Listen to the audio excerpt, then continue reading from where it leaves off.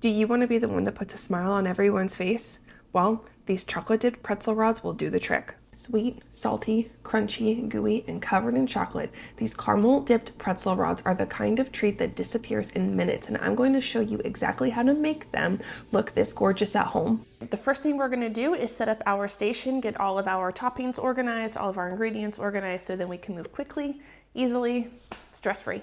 Heating up the caramel is what takes the longest when it comes to making these pretzel rods.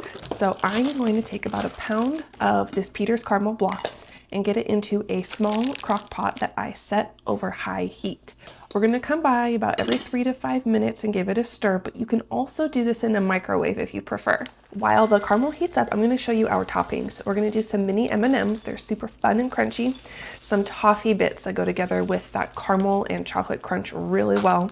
We're going to smash a couple Oreos. I did more than I needed, but we're going to add these Oreo crumbs to our white chocolate dipped pretzel rods so we get that cookies and cream vibe. While we wait for the caramel to melt, we're going to build the rest of our little assembly line station. Is that a thing? The easiest way to make these is by using 2 sheet pans lined with either a silpat or some parchment paper. I also have some disposable piping bags that we're going to use for the chocolate drizzle. I have some sleeves that we are going to use for packaging if you want to deliver these to someone outside of your home.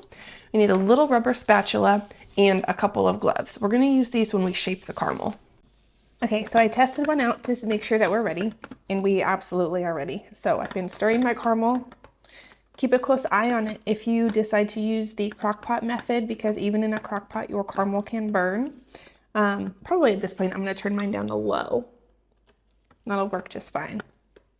So I like to paint the caramel on for 2 reasons. One, because I want it to be in an even layer, and even if you dip it in, there will be so much extra of this thick caramel that you'll need to use a spatula to move some off of the pretzel rod after. Also, I like to get it all the way down to the end. I only need about 1 inch for people to use to hold.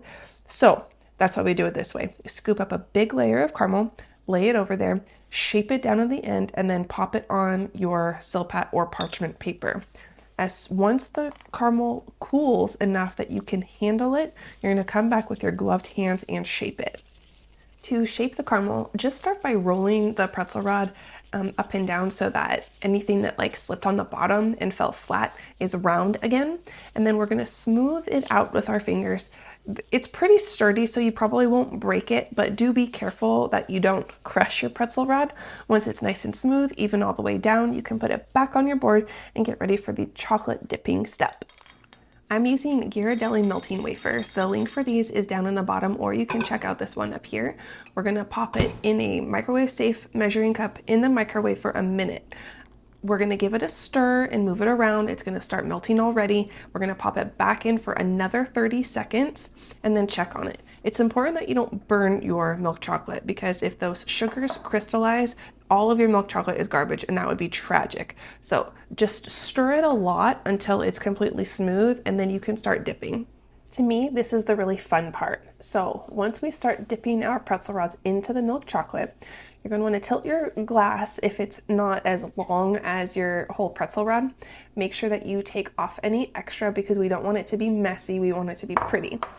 Then before that chocolate shell hardens, add your toppings. So for this one, I'm starting with my toffee bits.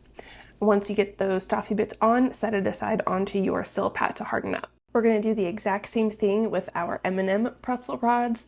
As soon as it's dipped and you get the extra off, lay it on your silpat and then place your individual M&Ms all the way down. The last ones we are going to do are going to have a white chocolate drizzle. So dip your pretzel rod, get it right on the silpat, and wait for it to harden up, and I'll show you that chocolate drizzle in a second. All right, our milk chocolate pretzel rods are done. We are going to finish up with the ones we have dipped in white chocolate. So I'm going to do 4 with the M&Ms, just like I did with the milk chocolate. 4 that I have with our crushed up Oreos. So those are going to be our cookies and cream version. And then we will do 4 with the milk chocolate drizzle. So they're going to be beautiful. There's going to be that beautiful color contrast. They're going to taste amazing. Everything is perfect. To make your pretzels with the chocolate drizzle, we're going to use a disposable piping bag and add a little bit of that leftover melted chocolate that we had used when we dipped our entire pretzel rods in there. You're going to squeeze everything to the end and cut a very, very small tip off of the end of your piping bag. Then as soon as you're ready, you're going to drizzle back and forth with a little bit of pressure on the bag. You don't have to squeeze too hard, but we're going to go back and forth all the way down until we have this gorgeous little pretzel rod. After you finish applying the chocolate drizzle to all of your pretzels, go ahead and just set them aside, room temperature. These do not need to be refrigerated. Once that chocolate hardens completely, you can package them. Now, I do have a couple resources for you. So in the description below, I have a link that you can click, or you can use the QR code. If you're watching this on TV, scan it from your phone and it'll take you right to the recipe. So you can you can check out what you need, grab your supplies, and then you can make delicious custom pretzels for everyone you love. They're going to be totally amazing. Some of the supplies that I recommend you check out are the sleeves that I use to package these individually. So these are great for stocking stuffers. They're fun to just hand out if you're at an event, or you can pile them all up in a big bakery box. Also a great way to share these pretzel rods. The last thing I want to show you is the inside. These remind me of a Twix bar because we have that crunchy inside with that heavenly caramel layer and the chocolate on top. You're going to love them.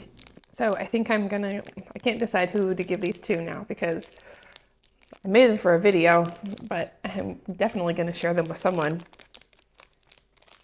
think I might let my husband take them to work and share with his coworkers.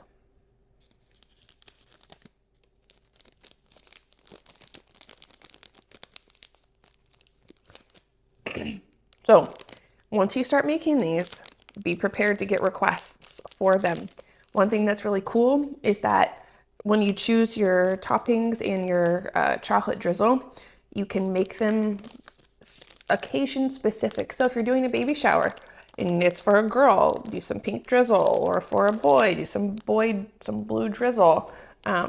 These are the hardest part, the little wrapper on the back of the bag.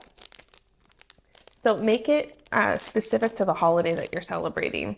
I did a video for these in December for Christmas, and I just wanted to make them a little more all-purpose, which is why we did a video again.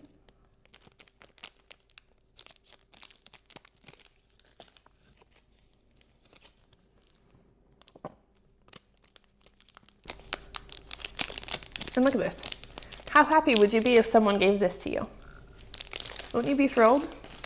Okay, thank you for hanging out with me again. As always, if it's your first time here, I appreciate you clicking the video, hanging out with me and making these pretzel rods today. Make sure you subscribe and come back because making special moments with food is what I love to do the most. Holidays, parties, entertaining, hit me up, come back, we'll do this again.